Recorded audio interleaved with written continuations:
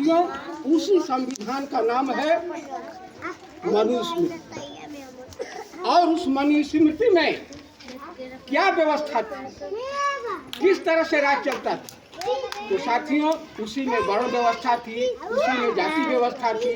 और उस संविधान में हमारे जो 85% लोग कहते हैं, आज के डेट में 90% लोग है गए, तो उनको जो है पूरा बहुजनों को शिक्षा का अधिकार नहीं, संपत्ति का अधिकार नहीं, हथियार रखने का अधिकार नहीं।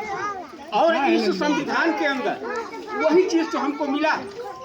डॉक्टर बाबा साहब अम्बेडकर इस संविधान के अंदर हमारे पूरे बहुजनों को, इनको शिक्षा का अधिकार नहीं था, पढ़ने का अधिकार नहीं था, संपत्ति रखने का अधिकार नहीं था, हथियार रखने का अधिकार नहीं था, बोलने का अधिकार नहीं था, किसी के ऊपर शोषण होता था, अत्याचार होता था, उसको अपनी आवाज कहने का अधिकार नहीं था। वही चीज संविधान के अंदर दिया।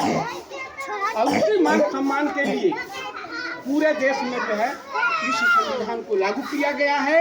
और इस संविधान के अंदर डॉक्टर बाबा साहब अम्बेडकर ने कितनी बातें, हमको चलने का अधिकार, हमको रहने का अधिकार, हमको खाने का अधिकार, हमको पढ़ने, सारी चीजें उसमें लिखा हुआ। अब संविधान का शाब्दिक अर्थ क्या हुआ?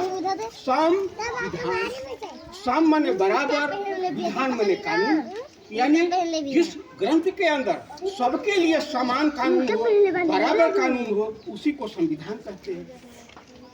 तो साथियों इस चीज के ऊपर हम लोगों को चिंतन करने की जरूरत है। और